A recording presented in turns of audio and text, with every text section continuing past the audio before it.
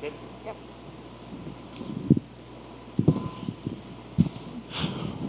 Montana, Hello. 3 days out. How are you feeling? I'm feeling great, healthy, ready to go. I've been putting in the work. Yeah, it's about that time.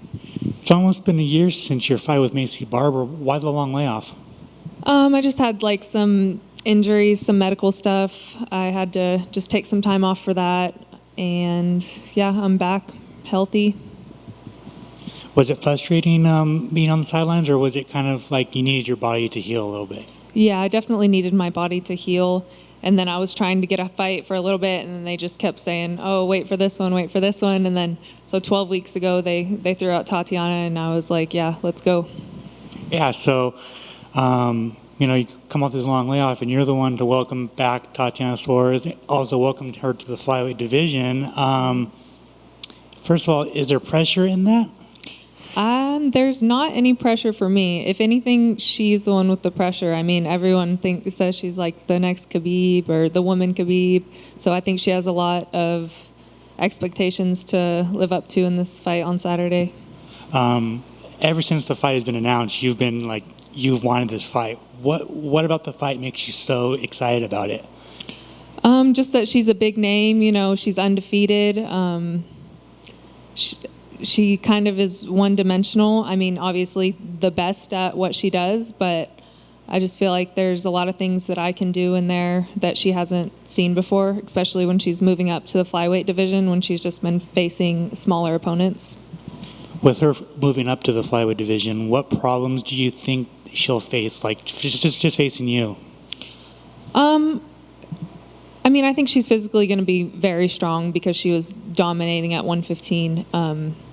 But I'm used to very strong opponents. Yeah, I think she's obviously faced Carla, who's a really great wrestler, but she's so small. And I think it's going to be different when she faces someone who has a wrestling background like me, as well as good striking and good jiu-jitsu as well.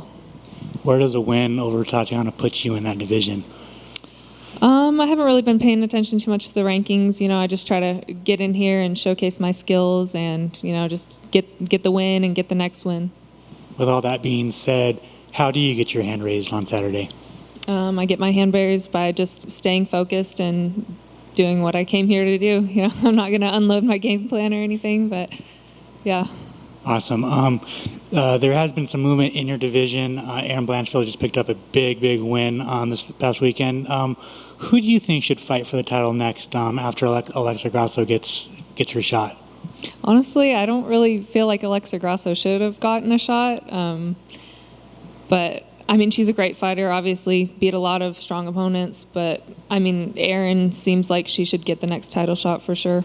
Interesting. And then finally, you've been doing some commentary for Peak. Is that something you really like to do? Yeah, commentating has been fun, especially when I haven't been able to, you know, fight. Just something else to work towards and try to get good at. Is that something that you would like to do post-fighting? Yeah, possibly. Cool. Thank you. Thank you. I've just got one question for you. A lot of people talk about ring rust, and I know that both of you have been out for quite some time, obviously her for a little bit longer. Do you feel like that's a real thing? Do you feel like it's a myth? Do you feel like you have to be out for a certain amount of time for that to really be a thing? What are your thoughts on that? I think ring rust definitely depends on the person. I can't really speak towards everyone. But I don't really feel it when I go back in there. I mean, I've had layoffs where I've been off a year, 8 months or so. Just right when the time starts, you just kind of zone in and get back to where you left off. Do you think it's a mental thing? Oh, yeah, 100% it's a mental thing. Thank you. Thanks. That last fight with Macy was a very competitive fight. Were there things that you were able to take away from that loss? Yeah, just expect anything, I guess. I think I wasn't really expecting that kind of fight from her, where she was just kind of holding me on the cage. I was kind of upset because it seemed like it was such a boring fight. There was just so much that I wasn't able to do that I worked on, and that was really frustrating. And I guess looking at this opponent in this one, she's very commanding when she's able to get a hold of people. Do you feel that this has the possibility of that same sort of outcome of maybe not the most exciting fight at times if she's not trying to push striking, if she wants to just engage in the wrestling?